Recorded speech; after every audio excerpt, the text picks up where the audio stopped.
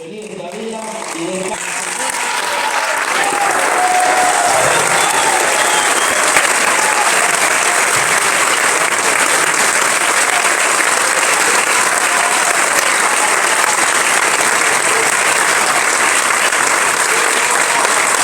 Muy buenas tardes a todos, a todas.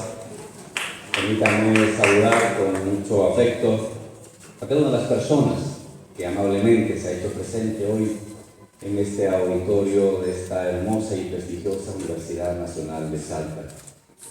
Saludar con mucho respeto y cariño a nuestro vicegobernador, que nos ha venido a recibir del aeropuerto y hemos conversado, a nuestras autoridades del Poder Ejecutivo, a nuestra ministra de Justicia, autoridades del Poder Judicial, a diputados nacionales, diputados provinciales presentes, y por supuesto, cómo no, saludar y agradecer con el corazón al rector de la universidad y al vicerrector, al Consejo Superior y a las autoridades que tomaron la decisión de nombrarme honoris causa. En verdad, muchas gracias por esta invitación, me siento honrado y como siempre recibo este título a nombre de un pueblo muy sencillo, muy trabajador, pero muy peleador y guerrero, que es mi querido pueblo de Bolivia. A nombre de ello lo recibo y muchísimas gracias por esta reconocimiento.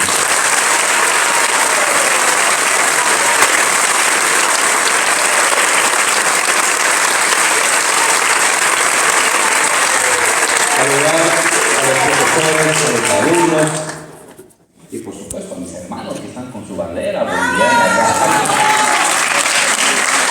Igualmente acá, que están aquí presentes,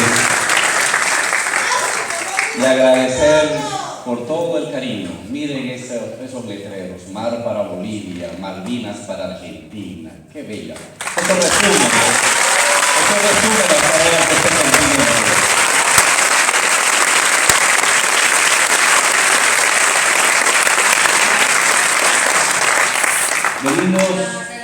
Venimos de una civilización que tuvo más de 4.000 años de gran desarrollo tecnológico y cultural, y teníamos mar, teníamos altura, teníamos Amazonía, teníamos valles.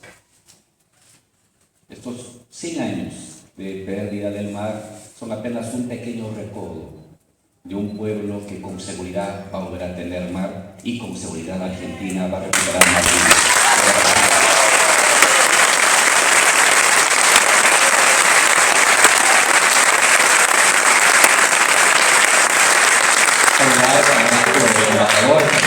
De Buenos Aires, a todos ustedes. Quisiera dialogar con ustedes en torno a la nación y al movimiento indígena. No saben cómo me ha emocionado ver tocar el himno. Qué bello se oye el himno argentino con instrumentos nativos. En verdad, a uno lo emociona. Y eso es lo que yo quisiera hablar en esta tarde calurosa acá en Salta con ustedes.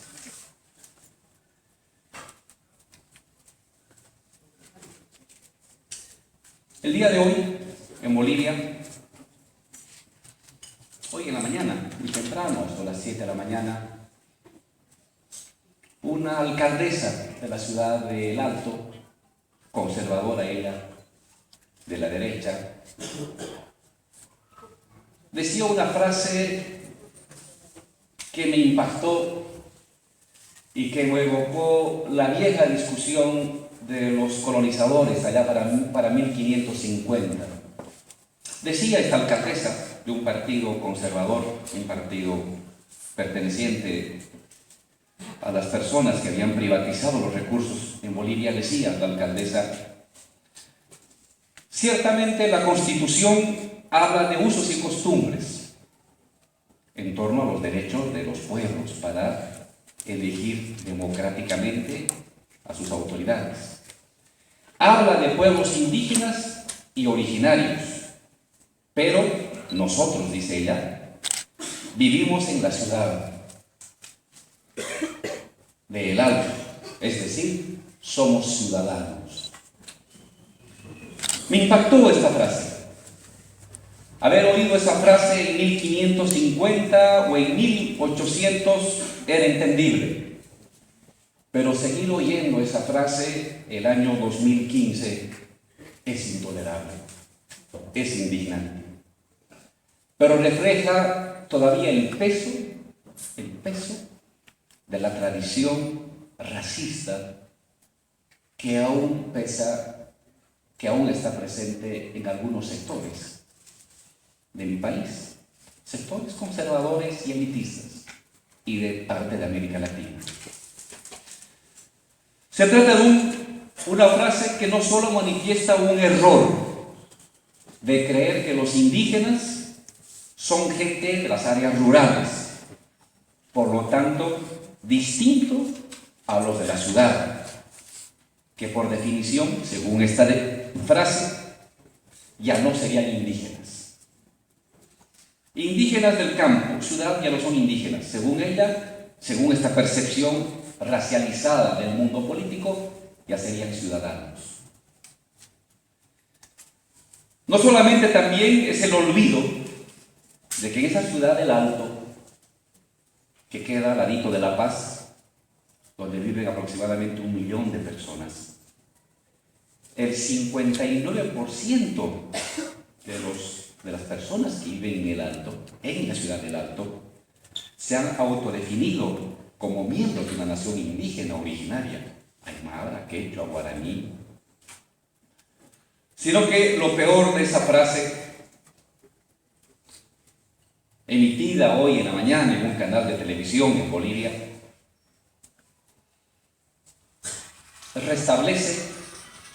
reviva el estigma, la vieja creencia racista de que los indígenas no pueden tener derechos, es decir, no son ciudadanos, no pertenecen a la patria, no son personas iguales.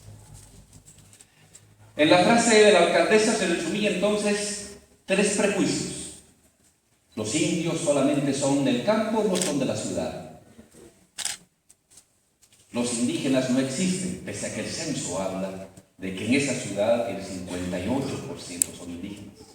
Sino está la vieja creencia colonial de que los indios, los indígenas, no son ciudadanos, es decir, no son sujetos de derecho, no son sujetos pertenecientes a la patria, al conjunto de los derechos que consagra una Constitución.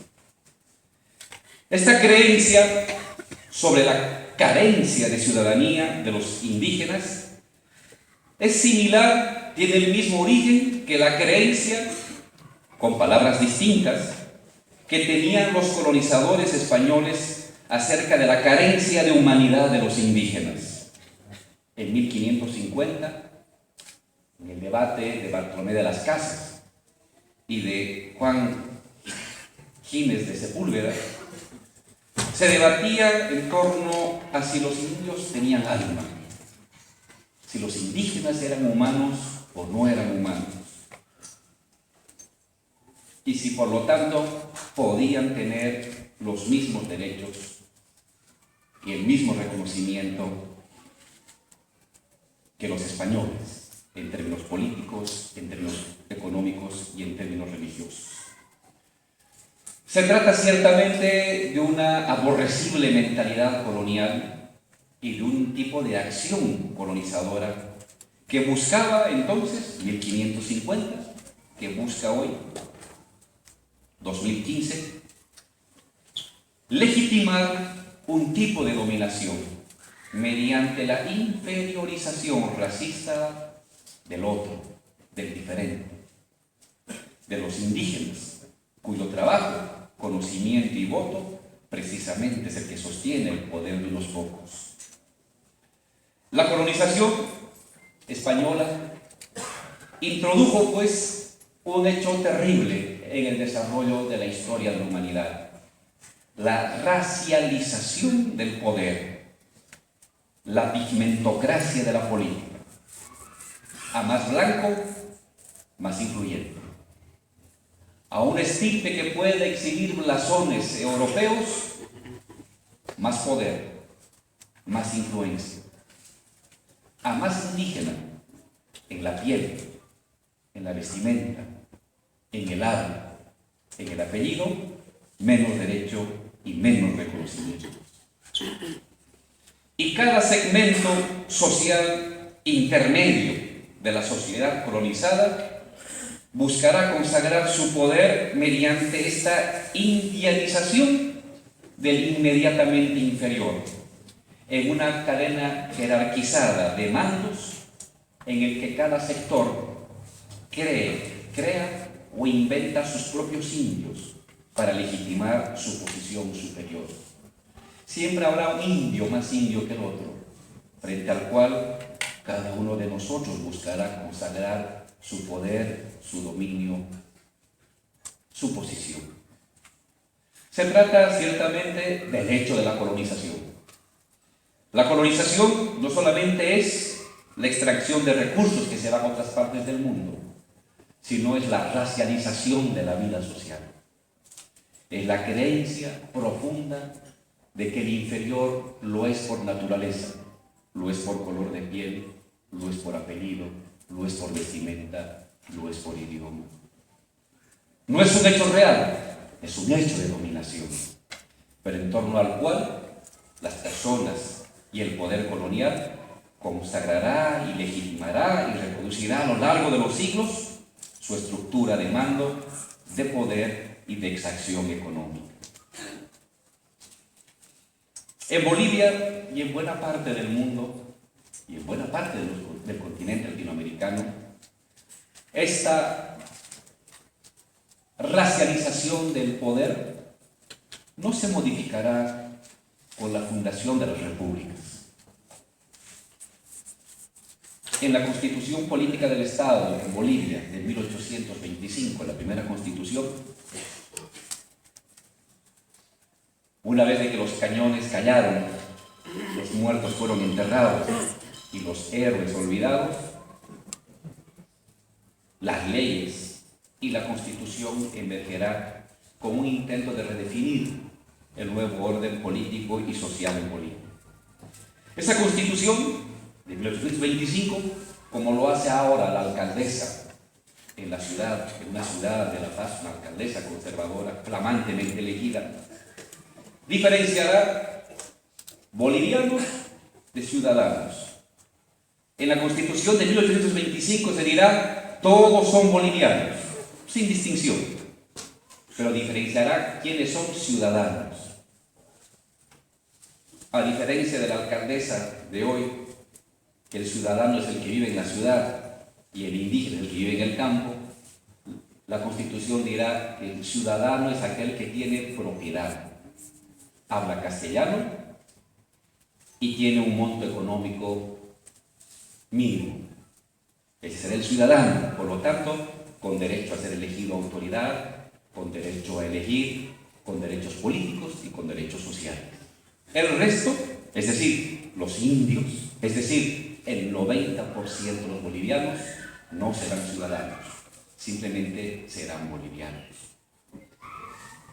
Como se ve, ni siquiera la fundación de la República, ni siquiera el Estado republicano logrará superar el hecho colonial. Es más, la República en Bolivia se presenta como una prolongación bajo nuevos términos y nuevas élites del hecho colonial, que utilizará la mitad indígena para garantizar los recursos del Estado y que utilizará esta forma racializada de los derechos para acaparar en una pequeña minoría de familias los cargos públicos, el poder económico y los derechos de ciudadanía. El liberalismo del fines del siglo XIX y XX, que se apoderará de toda América Latina y de Bolivia, tampoco marcará una gran diferencia a esta herencia del hecho colonial, de la impronta colonial. Con el liberalismo de principios del siglo XX emergerá el neodarwinismo, Los indios, los indígenas, serán considerados como subhumanos, cuya redención a la larga y difícil solo podrá venir por el lado de la educación. Hay que civilizar a los indígenas, porque se trata de gente incivilizada y de gente incompetente para el ejercicio de los derechos, bajo esta mirada liberal de las cosas. A mediados del siglo XX emergerá el nacionalismo revolucionario, los movimientos nacionalistas, que a diferencia de los liberales, que confiaban en la educación como un mecanismo de redención y de gradual, difícil y tortuosa humanización de los indios, los nacionalistas apelarán al exterminio, al etnocidio. Para ellos ya no habrá indígenas, no habrá aymaras, no habrá quechuas, no habrá guaraníes, simplemente habrá campesinos con derecho a la tierra, en tanto sepan hablar y escribir en castellano, en tanto abandonen sus creencias, en tanto abandonen su cultura, en tanto abandonen sus derechos colectivos. El indígena será una especie de prenaturaleza que debe dar paso a la clase social, al campesino, pequeño propietario, vinculado al mercado, que hace el servicio militar y que aprende a hablar en castellano y deja de lado y entierra sus dioses, su creencia, su historia y sus héroes. Un último intento por deshacerse de los indios vendrá por el lado del neoliberalismo. Entre los años 80 y los años 2000. La lectura del neoliberalismo, que en lo económico apuntaba a la privatización de los recursos comunes, en lo político apuntará a conseguir al indio como una minoría marginal y en extinción, objeto no de derechos, sino objeto de cuidados sociales, básicamente bajo el control de ONGs y la caridad estatal.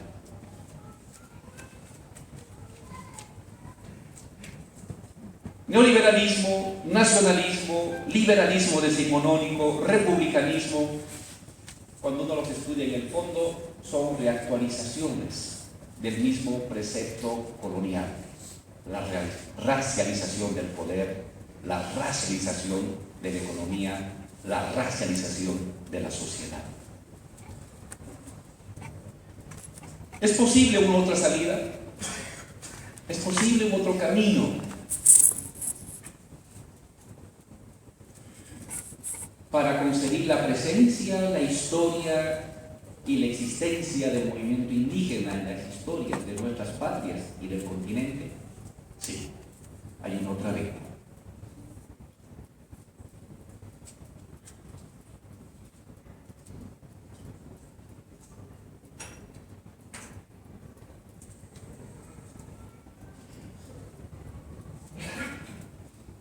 Es posible rastrear una otra beta.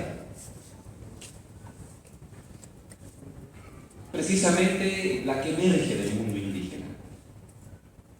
Voy a aprovechar de ustedes su tiempo, su amabilidad para leerles pequeños párrafos. Tengo aquí un libro que relata la sublevación de 1781, la gran sublevación indígena de 1781. Muchas gracias. Cuando se levantó en el altiplano Tupac Katari, al lado de La Paz y el altiplano, y el lado de lo que hoy es Perú, Tupac Amaru. Pero 10 años antes, en 1770, hubo otra sublevación. Y el autor, el historiador, anota las reflexiones y las notas que hacían los españoles del significado de esa rebelión. Se trata de una rebelión en Caquiaviri, una zona del altiplano, hoy provincia Pacajes, una zona de altura, 4.000 metros sobre el nivel del mar. Y relata el historiador: En esa misma mañana, la Confederación de Ayllus de Comunidades se reunió en un gran cabildo.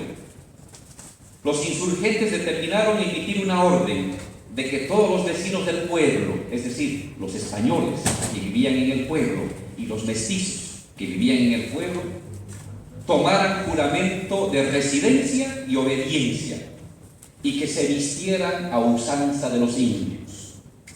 Comidas, cita al español que relata estos sucesos.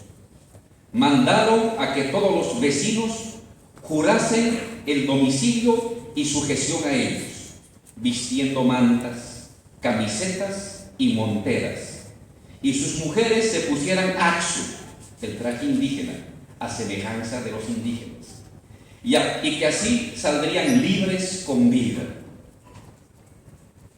Posteriormente se liberaron a los presos, mestizos y españoles que estaban en las cárceles.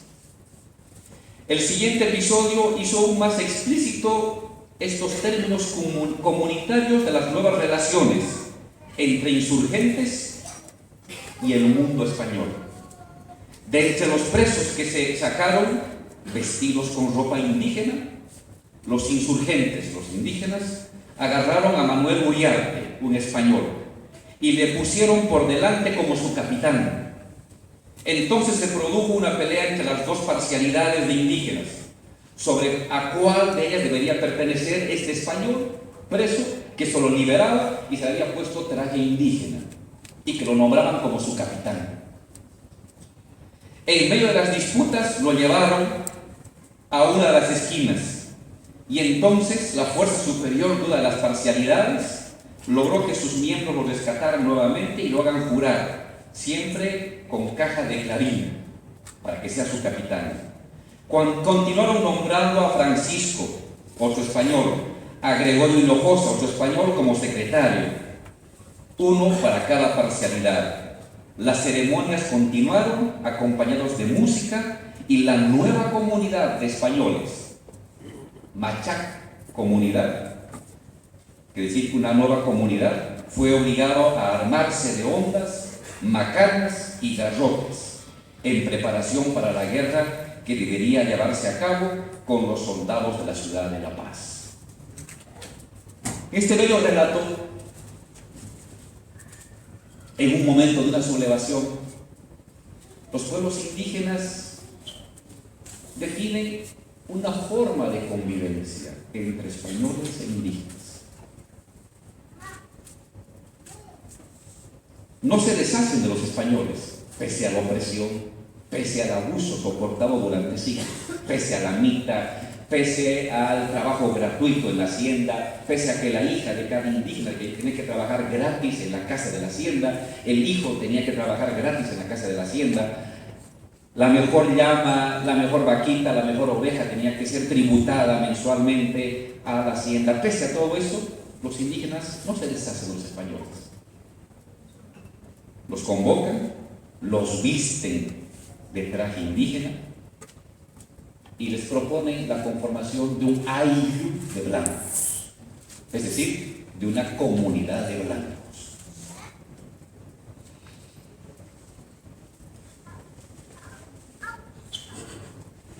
Cuando se subleva Túpac Katari, 10 años después, la política será similar. Túpac Katari cercará la ciudad de La Paz. Durante 9 meses, 80.000 aymaras se movilizan en un ejército para cercar la ciudad de La Paz y pedir la rendición. Y en las cartas que intercambia Katari con los españoles está la propuesta de que se rindan. En segundo lugar está la propuesta de que se rindan y que mantendrán sus derechos como pertenecientes a una nueva comunidad, ya no como españoles que dominan, sino como españoles que trabajan, como cualquier comunario, y en tanto que trabajan, con el derecho a comer, con el derecho a participar, con el derecho a tener su reconocimiento. Es decir, frente a la lógica española de inferiorización del indio como no humano como subhumano, la propuesta indígena es la igualación, el ayllu de blancos, la comunidad de blancos, el derecho a que ellos tengan su propia organización interna, en igualdad al indígena, no en superioridad ni tampoco en inferioridad al propio indígena insurrecto.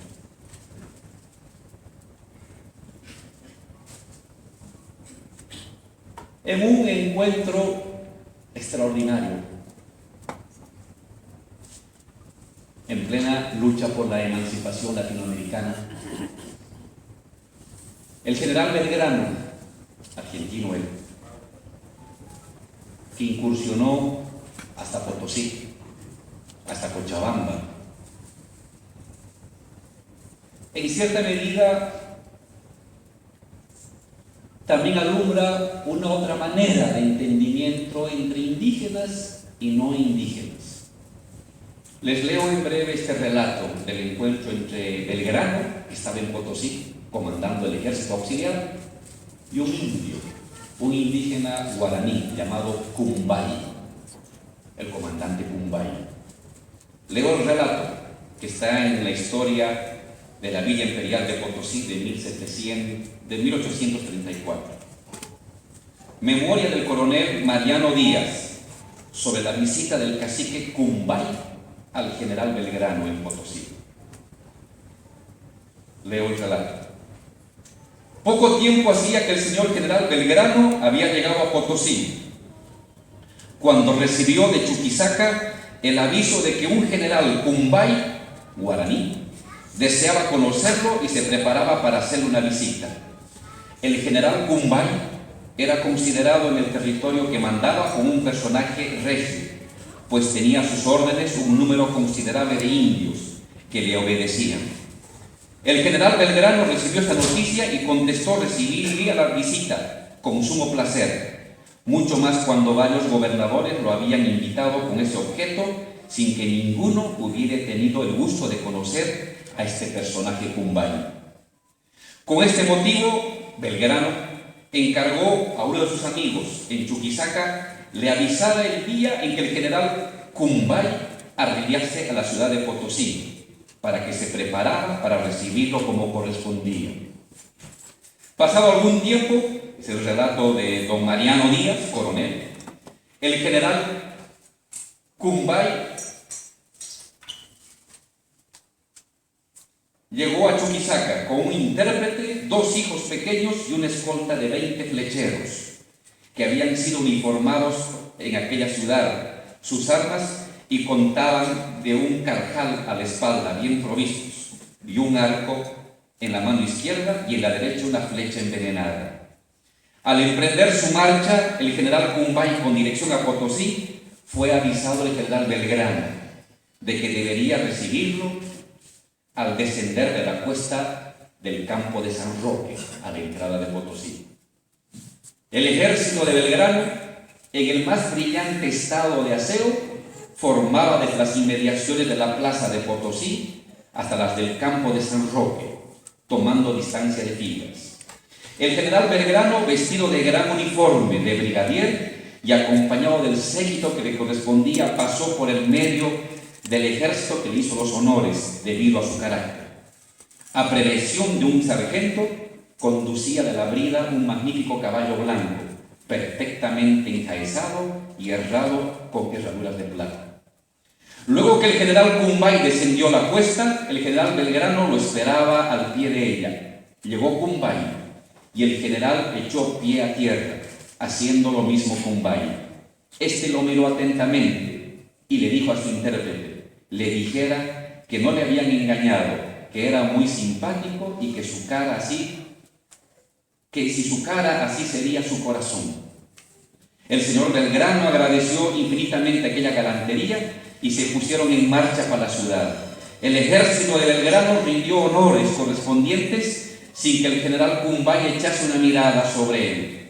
Al ir al desembocar a la plaza, hizo advertir al general Cumbay que al pasar iba a saludarlo una batería con 4 piezas y 18, que tuviese cuidado con el caballo por ser muy brioso. A lo que Cumbay contestó que jamás había tenido miedo a los cañones. El caballo fue ofrecido a Cumbay al pie de la cuesta y lo aceptó con gusto. Habiendo llegado al alojamiento del general del ejército, tomó Cumbay posesión del que se le tenía preparado, que la verdad era como para un rey. La cama era verdaderamente imperial y los demás adornos eran también correspondientes. Sentado Cumbay al lado de la cama y el señor Belgrano a su lado, con el intérprete y dos flecheros a la vista, recibió las felicitaciones de todos los jefes del ejército, a quienes Cumbay contestó solamente: está bien. Es el encuentro del comandante del ejército auxiliar con un indio, Cumbay. Los honores, el trato de comandante, el trato de autoridad. Desde Belgrano de 1811 hasta el año 2006, nunca el ejército boliviano había rendido honores a un indio. Lo hizo con Cumbay y lo hizo luego con Evo Morales. Tuvieron que pasar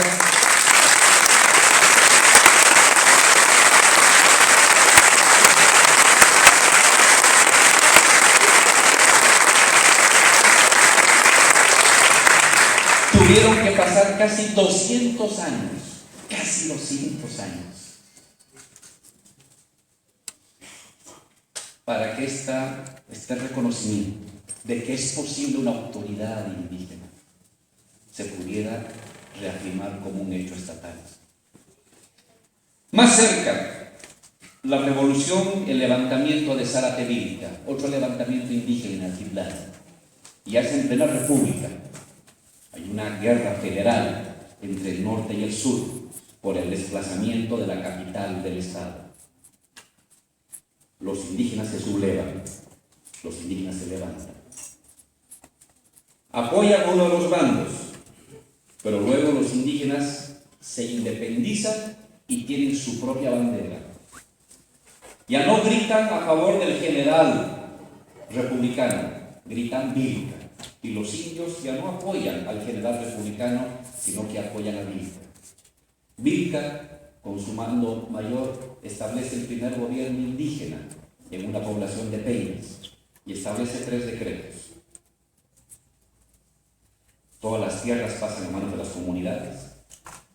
Todas las personas tienen que vestir de bayeta, de traje de tierra, y la obediencia ya no tiene que ser al presidente, sino a la nueva autoridad, a Vilca, Zaratevilca. Y en un comunicado, el único que se conoce de este general Vilca, en una proclama, debido a los desbordes que comenzaba a haber de los indígenas frente a algunos vecinos de ciudad y de pueblo, se emite esta proclama llamada la Proclama de Caracollo, que le dio un pequeño párrafo. Está firmada por Zaratevilca, por este comandante indígena que busca establecer un nuevo estado, un nuevo tipo de gobierno. Y dice Vilca: al público de la capital de Corocoro, la Comandancia General del Departamento de La Paz, por el presente cedulón, ordena a los habitantes de esa capital y se les advierte: primero, publíquese por bando solemne a todos los propietarios de la Federación y por la libertad que deseamos hallar la regeneración de Bolivia. Como todos los indígenas y los blancos nos levantaremos a defender nuestra Bolivia, porque quieren apoderarse del traidor asqueroso alonsismo vendido a los chilenos, y por los cuales nos hallamos en trabajos.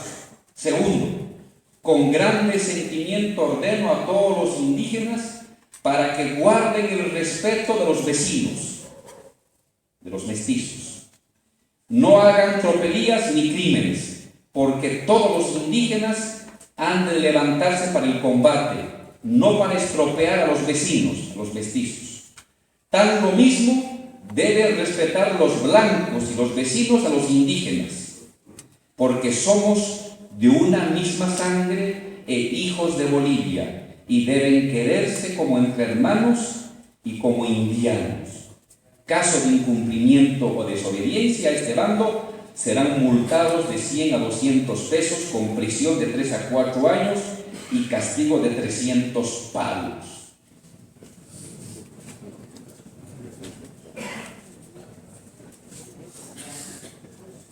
Dos narrativas. Una narrativa colonial: los indios no tienen alma, los indios no son ciudadanos, los indios son incivilizados, los indios son una raza que debe exterminarse. El hecho colonial: los indios no son ciudadanos, lo dice la alcaldesa el día de hoy. Narrativa colonial. La narrativa de la igualdad. Pescatari son los de Caquiavir, es Cumbay, es Belgrano, es Zaratevica, hablándonos de un otro tipo de convivencia, del reconocimiento de la igualdad entre indígenas y no indígenas, del derecho de los no indígenas a tener su propia estructura colectiva, ni inferior ni superior a los indígenas. Como ustedes ven, se trata de un problema estructural de la conformación hasta el día de hoy de la igualdad y de la democracia en muchos países. No es un problema solamente de Bolivia, es un problema latinoamericano. El tema de la igualdad, el tema del reconocimiento. En Bolivia, en los últimos 10 años, hemos profundizado esta narrativa indígena que viene desde Caquiavir, Catar, Belgrano, Cumbay, Vilca y muchos otros. La construcción de la igualdad. ¿Cómo hemos resuelto? ¿Cómo estamos construyendo el tema de la emancipación y del reconocimiento de los pueblos indígenas? El Estado plurinacional. ¿Qué significa un Estado plurinacional? Dos cosas. En primer lugar, el reconocimiento de los derechos colectivos de los pueblos indígenas y originarios, como hecho constitucional, como hecho legal, como hecho administrativo, como hecho histórico, como hecho cultural. En Bolivia existen 32 naciones indígenas originarias, algunas grandes, la aymara, la quechua, otras más pequeñas, la guaraní, la mojeña, la chiquitana, la silonó, etc. Cada uno de estos pueblos, naciones, en primer lugar, son naciones, no solamente son pueblos, es decir, son naciones primeras, naciones preexistentes a la República, naciones preexistentes a Bolivia, y en tanto naciones primeras, naciones originarias, portadoras de derechos colectivos históricos. ¿En qué se traduce en la práctica esto? El reconocimiento de su identidad nacional, la obligatoriedad de la enseñanza de idiomas indígenas en el ámbito social, la instauración de la justicia indígena originaria campesina como un sistema jurídico paralelo a la justicia ordinaria, la modificación de la narrativa histórica, la incorporación de los héroes, de las tradiciones, de los saberes y la cultura en la narrativa de la propia construcción de Bolivia. Naciones con derechos colectivos, con historia propia, con identidad propia, con cultura propia. Pero no solamente es eso, sino es a la vez, en un segundo momento, la coparticipación de todas las naciones indígenas y los que no somos de una nación indígena en una identidad nacional estatal. Bolivia. Todos somos copartícipes de una misma identidad y la llamamos Bolivia. Y dentro de esa unidad estatal, de esa identidad nacional estatal llamada Bolivia, en su interior, identidades nacionales culturales, portadoras de derechos colectivos. Pero además de eso, la propia identidad nacional estatal boliviana indianizándose. Lo indígena entonces es un doble proceso. Por un lado, nación cultural con derechos colectivos y por otra parte, indianización, transformación de la propia identidad boliviana. Hoy lo que entendemos por Bolivia es muy distinto a lo que se entendía hace 30, hace 50 o hace 80 años. ¿Por qué? Porque lo que hoy entendemos Bolivia está atravesado por su raíz india, por su fuerza india. No se niega la historia de los últimos 180 años, la historia de su mestizaje, la historia de la construcción identitaria clasista, obrera, popular, pero en medio de ello se atraviesa una otra vertiente, una otra raíz, una otra fuerza de la indianitud.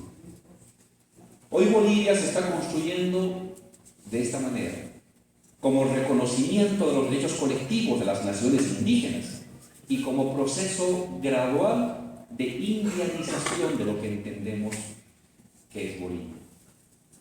Cuando nuestro subgobernador nos decía, y el rector, Bolivia ha logrado un buen crecimiento económico, reservas internacionales, lucha contra la pobreza, nos falta mucho, pero eso no hubiera sido posible sin este reencuentro histórico de indígenas y no indígenas.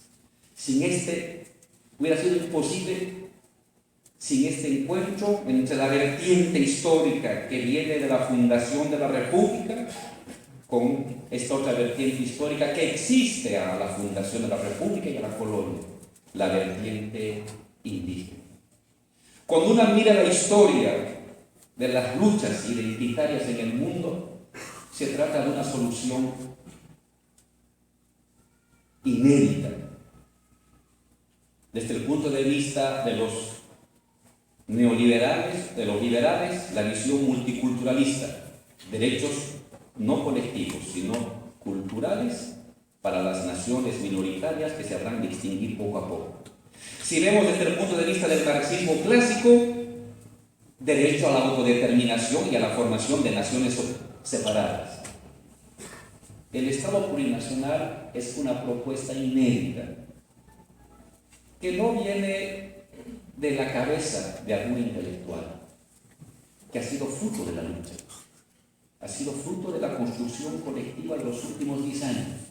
Este reconocimiento de derecho colectivo, una identidad superior, pero esta identidad superior a la vez indianizándose, una indianización por doble partida de la identidad superior y de la identidad nacional, cultural, cobijada por la identidad superior. Quizás esta sea una salida que podríamos dialogar como opción para otros pueblos que tienen conflictos identitarios. Canadá, Europa del Este, África. En muchos lugares del mundo aún pervive la lucha de identidades nacionales como fuerza vital movilizadora. Y su superación no es ni la extinción colonial, ni la fragmentación de otras naciones separadas unas frente a otras y débiles unas frente a las más poderosas, sino esta fusión, reconocimiento, conducción. Si ustedes se fijan, en el fondo las identidades nacionales son hegemonías de largo plazo, son hegemonías duraderas que pueden durar siglos. Las identidades nacionales son una forma de hegemonía político-cultural de largo aliento. Y lo que se entiende por nación ha de depender de las clases y los grupos sociales que tienen la capacidad de construir una narrativa duradera de la identidad y de la unión a largo plazo entre colectivos y entre fuerzas culturales. Hoy el Estado plurinacional es una forma de hegemonía de largo plazo. construida porque el núcleo director que articula al resto de la sociedad ha pasado de las élites empresariales de los años 50, 70, 90 al sector popular, indígena, campesino y popular. Se trata entonces, por lo tanto, de una nueva manera de entender la nación, de una nueva manera de entender la comunidad entre distintas identidades colectivas y de una nueva manera de construir una narrativa a largo plazo de la convivencia entre distintas identidades. Esta es la apuesta a la que se lanza Bolivia hoy. Y permítanme cerrar con la siguiente reflexión. Yo estoy seguro que todos los países de América Latina, todos, sin excepción, tienen problemas identitarios aún por resolver. Aún los países que han tenido procesos de mayor mestizaje o de mayor blanqueamiento tienen sus signos. Ellos mismos tienen sus propios signos. Es decir, tenemos nuestra propia historia, nuestra propia raíz. Y quizás uno de los elementos al debate futuro que pudiera ayudar a la integración de nuestros países pasara por temas económicos, por temas políticos, por cómo favorecer intercambios comerciales, culturales y productivos, pero también que sufriéramos cada país latinoamericano un proceso de sinceramiento interno con su historia y con su propia existencia. Habría que considerar la importancia y la vitalidad que podría significar a mediano y a corto plazo graduales procesos de indianización, no solamente de América Latina, sino del mundo. En estos procesos de indianización nos jugamos la igualdad, nos jugamos la historia, nos jugamos la raíz y nos jugamos las fuerzas productivas cognitivas que nos van a permitir afrontar de distinta manera los grandes cambios planetarios, las grandes transformaciones que están poniendo en riesgo la vida y la naturaleza. Quisiera ser lo indio que se esconde lo más profundo de todos nosotros, que encontremos la fuerza vital para salvar la humanidad y la vida. Muchas gracias.